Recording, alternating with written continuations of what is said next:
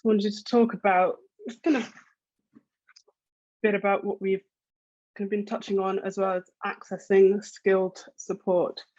And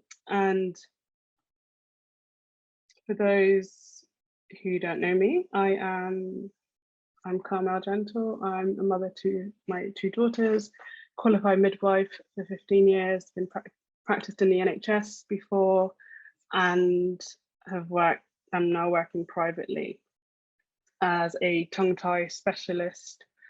And I am an IBCLC, and I have launched this year the Tongue Tie Training Academy. And just to touch on what we were just talking about, in me being an IBCLC, so I did my breastfeeding specialist course back in 2015. And as soon as I did it, I thought, well, now I know it. I knew more, I learned more than I ever did during my midwifery training. And just from my experience feeding my own children, in my mind, I was like, well, I don't need to go and sit the exam now. I know it all, and I'll just keep working. And so I resisted sitting it until last September, because I just didn't think I needed to tick that box to say that I've got this credential. And it was on a video call with Ruth and I think it was Venetia and Rosie, and it kind of dawned on me the lack of representation in the IBCLC world, and that's the only reason I did it. Because I thought I kind of have to do it, because there are not many of us. I think I can count on one hand, maybe 1.5 hands, if the amount there are here in the UK. So I did it, and in my practice, nothing changed, because it is just for me, it felt like it was just a tick box exercise. But I'd been already doing the work all these years, and I'm still doing the work, and I'm still learning and still evolving my practice. And my kind of passion to kind of getting into this is because I did feed my girls for a number of years, and I found breastfeeding really easy. And what I was troubled with was seeing the amount of women and people struggling to breastfeed, and I thought something was happening, there was something wrong in the NHS, and I thought I needed to go and fix this. And so I've been on this kind of fixing path, realizing that there's so many layers to it, and it's not just something that one person can go and fix, and it takes a collective to be able to do that. And so here I am, 2021, I've launched this Tongue Tie Training Academy, because there's a lot of people out there who are offering support. And there are a lot of IBCLCs who have this gold standard credential.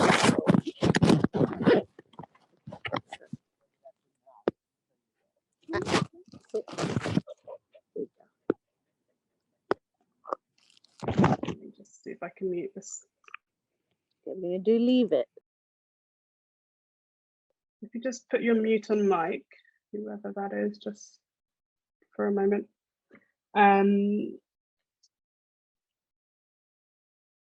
Lost my train of thought. Yeah, so Tongue Tie Training Academy, because no, I've completely lost it. Let me think. Where was I?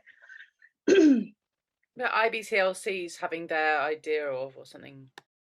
Yeah, yeah. So the IBCLCs, a lot of families that I see. Thank you, Victoria. There's a lot of families that I see who've seen IBCLC many times before I've got to see them. So I'm going in. They've contacted me as a lactation, as a tongue tie specialist, because either they've been told or their baby's been suspected to have tongue tie, and they've seen many health professionals before I get to see them, and more often than not, they've gone down a feeding sabotage rabbit hole, because there's been a failure to understand what the underlying issue might be with their feeding. And so it's all well and good being able to seek support from an IBCLC or a breastfeeding specialist or whoever, but if we're not able to identify what the root cause of that feeding, then it's as good as having no support at all.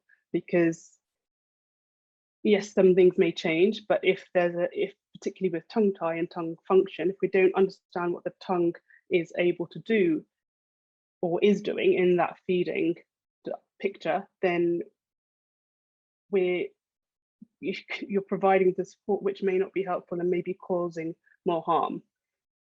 The other thing that comes up quite a lot with the parents that I see is that they're told their baby hasn't got a tongue tie, or the opposite. They're given misinformation around what it is that they're being that they're seeing, and again, it tends to cause more harm than it does good. And I say it quite a lot. We're better off just being honest with the families and saying, well, actually, I don't know, and posting them early, especially if they're experiencing pain, or there's issue, whatever the feeding challenge is presenting. We need to be able to direct them into the right place so that they can get timely support. And so, what is skilled support? It needs to be knowledgeable, and this doesn't necessarily have to. You don't have to be an IBCLC for this to apply to you. You need to be knowledgeable, accurate, individualized. We need to look at that individual person and see it for what it is, meet them exactly where they are in their feeding journey. The whole kind of nipple to nose and the things that we hear and just repeat to regurgitate so often doesn't apply to every single situation. And so what is actually happening when you step back and look at the dyad and look at what actually is happening with their feeding, where is that dysfunction happening, then we get to identify how to support them. It needs to be evidence-based and timely. Parents who are choosing to breastfeed, for the most part, they really want to. They have this deep desire to fulfill this, and this is what they want for their baby, and they will spend the days and the weeks and they're putting in the hours to try and make it work. And when the support that they're receiving is misguided or misinformed, we're extending the time that they're suffering. And they're not just suffering on a physical level, but mental level as well, and the trauma and grief that they're experiencing from maybe ending their feeding journey too soon lives far beyond their breastfeeding days. And we need to be time giving. So particularly in a hospital setting, that cursory glance that your baby's on, assuming that their baby is latched well, is doing more harm than good. It takes 5 minutes, and for some, it can be as quick as 5 minutes. We had a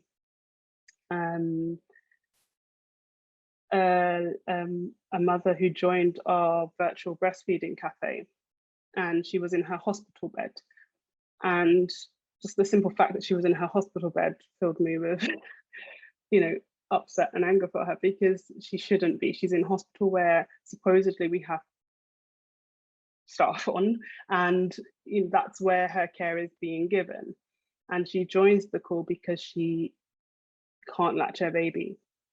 And in 5 minutes, it took 5 minutes to be able to support her to just kind of understand what might be happening, got her to feel around her baby's mouth, what's going on, can you feel anything underneath the tongue? Not suggesting she diagnose, but just to try and understand what might be preventing this baby from latching. She said she couldn't. It was also her 6th baby, so she was experienced at breastfeeding before. And she said she couldn't feel anything. I got her to let her baby suckle her finger, which the baby did. And whether that just initiated that sucking reflex, the baby was then able to go on.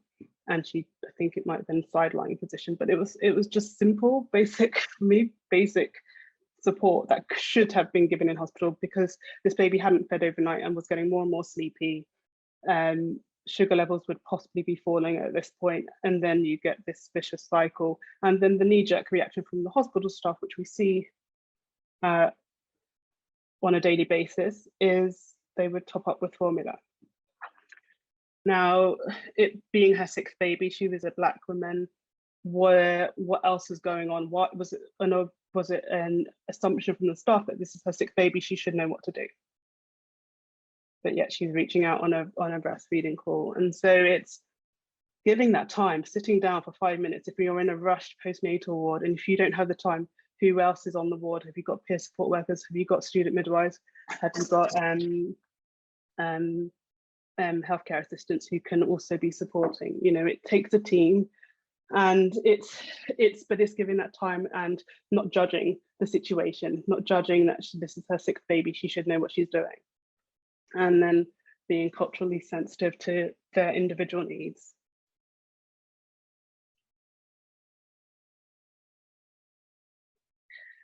So I think it was last year, I did a questionnaire,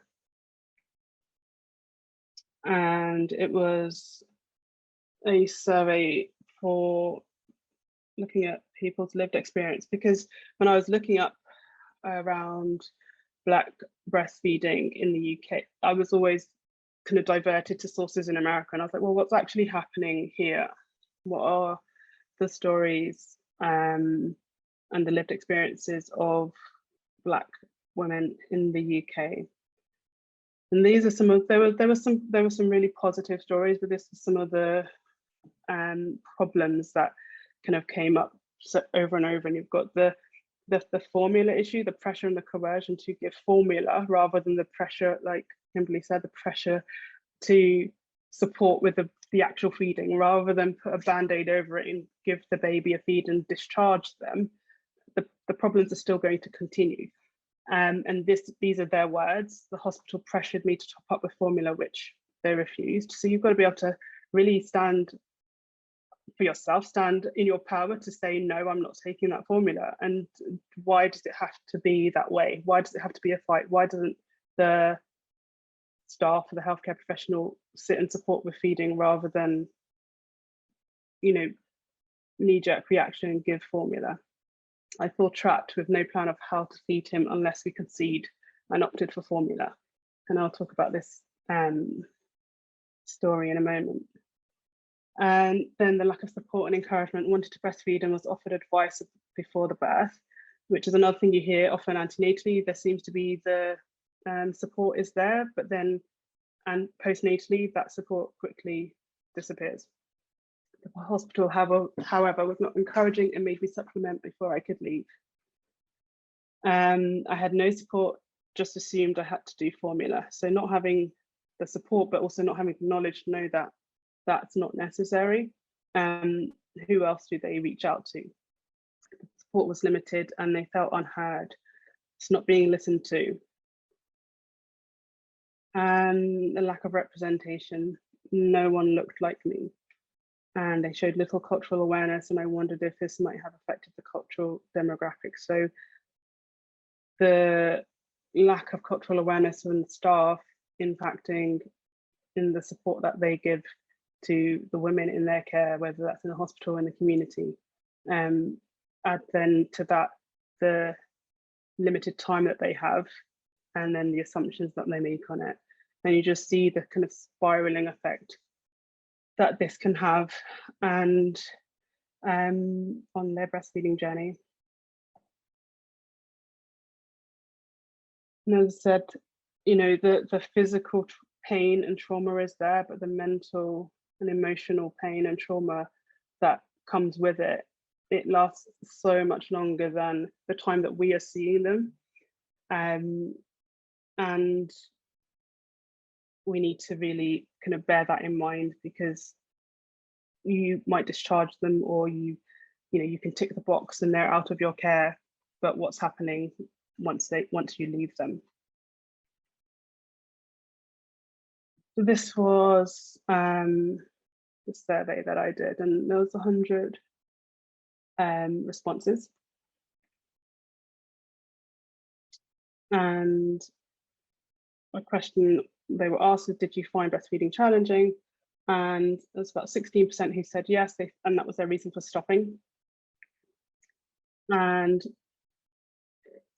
31% said no, not at all. And there was about 51, they found it difficult to begin with, and then they were okay. So it's identifying very early on the challenges that are presented and kind of acting early so that they can continue with their journey rather than leaving them to figure it out on their own. And 46% of those who were surveyed said that they didn't seek any support with breastfeeding. And what stopped them from seeking support? A big percentage did not know what support was available to them. And being in a position where I'm now working privately, I thought, because in my practice, a majority of my clients are white, middle class, and I've thought for many years, is there a barrier to them actually affording me? But actually, is it the fact that they don't actually know that I exist? And actually, you can't see it here, but this was the finance box here. 2% said that finances stopped them from seeking support. And so who's responsible for signposting them to support? Do they need to find it out on their own, or do we need to be actively supporting them to do that?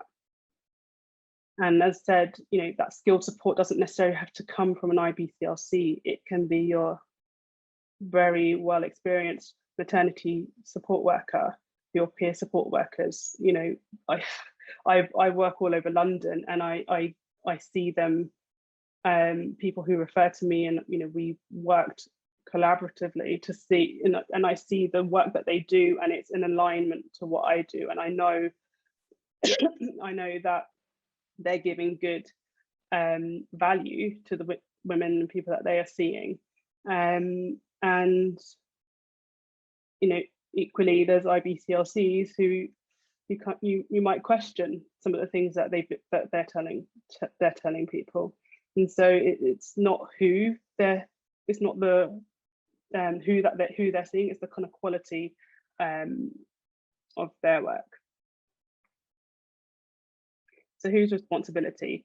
Do we have to take all the women who are reaching out for support or needing the support? Do they have to take that radical responsibility? Do they need to be prepared to kind of counteract the fact that they might not get it? Or is it our duty of care? Where does our duty of care begin? And where do we then decide that we're leaving? It's no longer ours.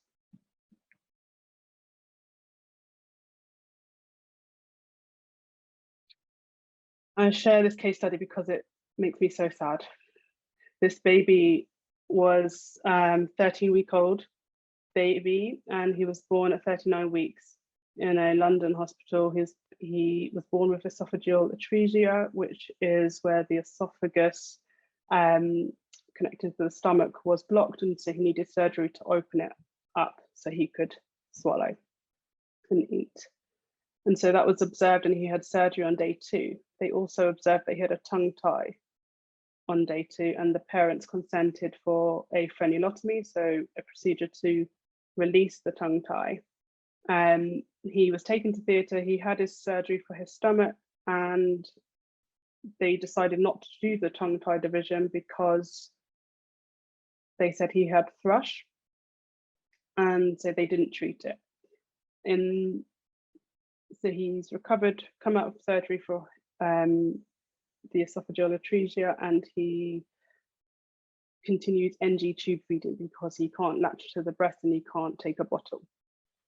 He recovered from his surgery very well, but he spent an additional 7 weeks in the neonatal unit for feeding concerns. and he's not been able to latch on to the breast at all since birth. He was then discharged at 13 weeks with an NG tube feed because he still wasn't able to latch and he couldn't take a bottle. So I saw him at 13, 14 weeks with this tongue tie here in the picture. And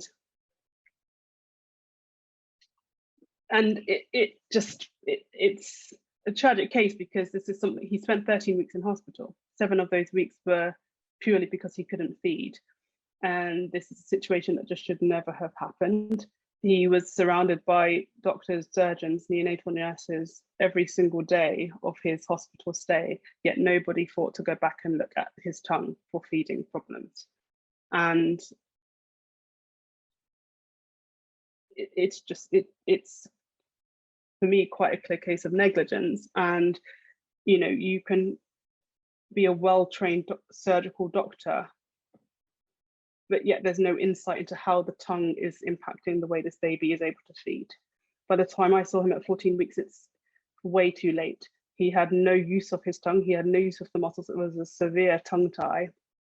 And although we did the procedure, he still wasn't able to latch because it hasn't engaged his tongue in the right way. The tongue function, which I bang on about all the time, is so important.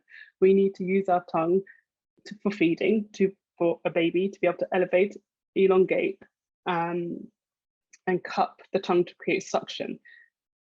And there's many muscles and nerves that surround the tongue, which are really important. And so this baby was really let down by the system and had a long way to go in rehabilitating and understanding how well the tongue functions. So we need to really be able to understand, as all lactation supporters, how well we can how the tongue functions, because it's an integral part of how they're feeding. And so if we don't understand that, we're not going to necessarily understand why the challenges are showing up, or repetitive challenges showing up in feeding. And here's another story. It's a hospital story as well, and I call it sabotage, because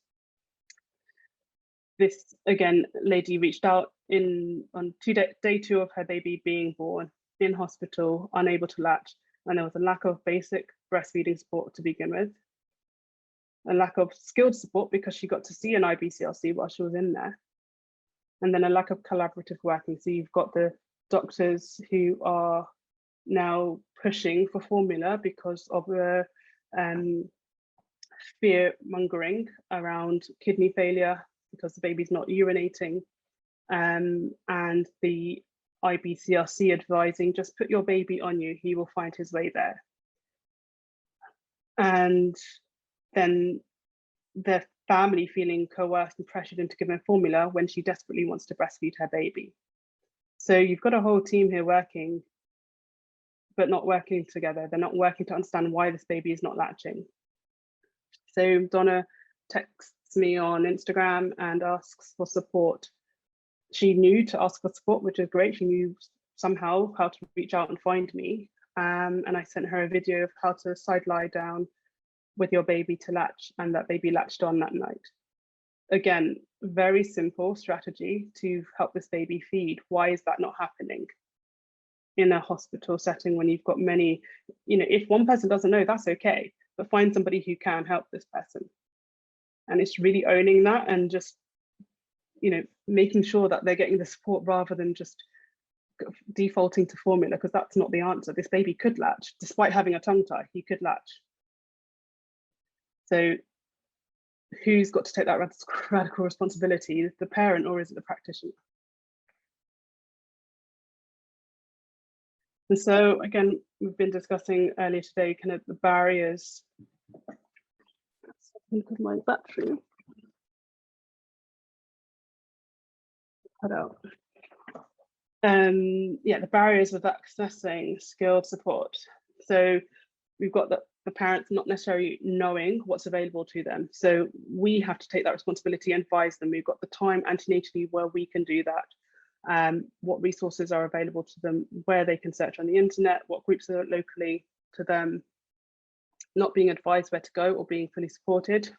So again, that is the onus is on us as practitioners the cultural practices around feeding. You know, what do you get to change? How do you get to move forward? How do you get to educate yourselves to support the cultural differences within the community? The financial barriers, and that's again what we've discussed into becoming an IBCLC, if that's what you decide to be, or further training around lactation, but also for families accessing support.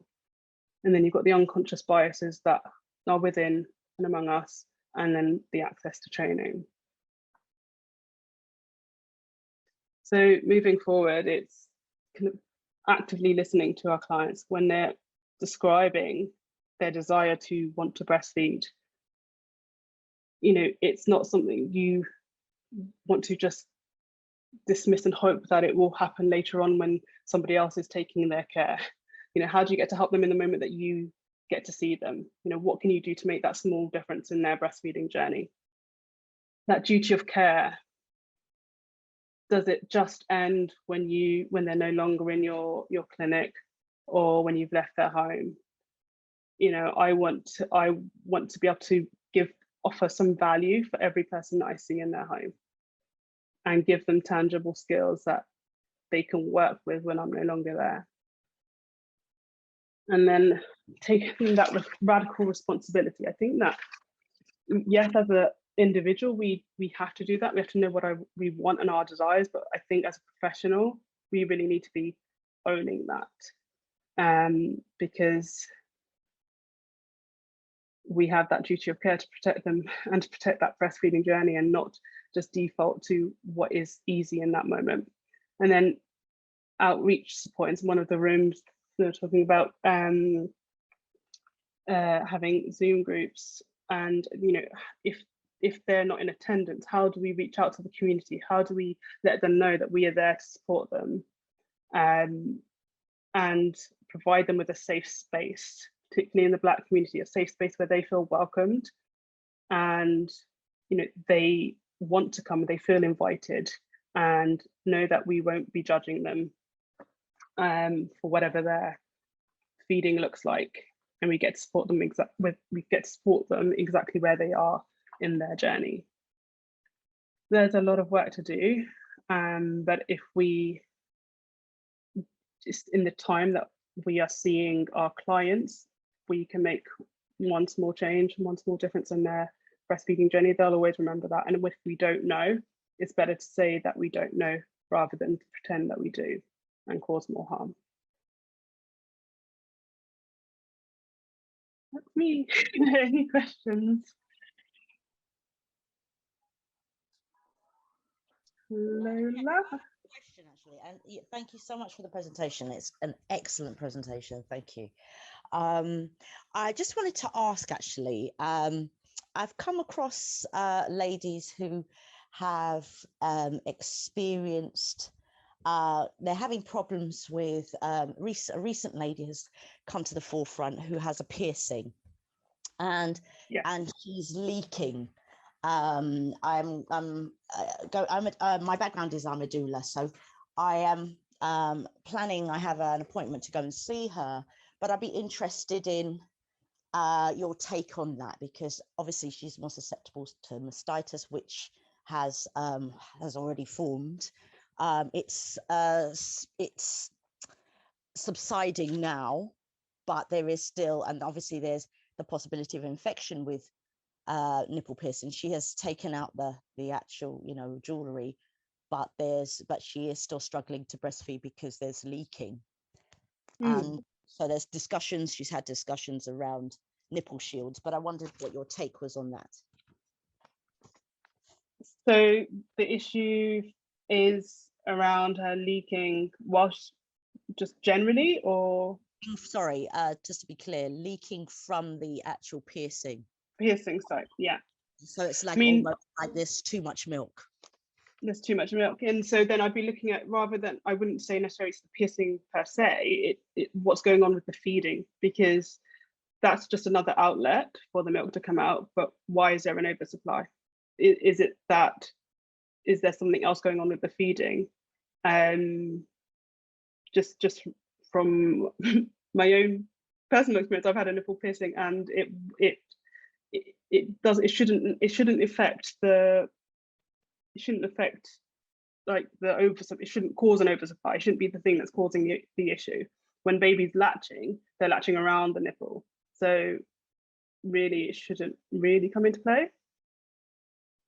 What do you think? So what you sounds like you're saying is it's maybe about positioning. I'd say, yeah, to be looking at kind of the positioning or what else is going on with the feeding. I'd be wanting, rather than the nipple piercing. I don't know whether that would cause kind of too much milk, because the milk's not coming from the nipple, if that makes sense. Does that make sense? Yes, yeah, it does. It does.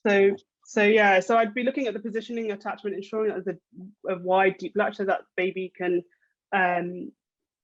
draw the milk out effectively. So that's what you want to be looking. Is there adequate milk transfer happening, or is there static milk remaining in the breast? But you know, if there is an increase in milk, say in the morning where she's fuller, or overnight, milk will may leak, and it may leak out the nipple piercing site, and that's, you know, that in itself isn't an issue. So really looking at you know, what else might be going on with the feeding is what I'd be saying. Right. Okay. Thank you. Yeah. Anyone else had any questions? Carmelle, I have a question about tongue tie. It's Lola. Hi Lola, sorry, I didn't know everything. I have a question about tongue tie. So I recently looked after a lady who had tongue tie with her first baby and said it was really painful from the very first feed.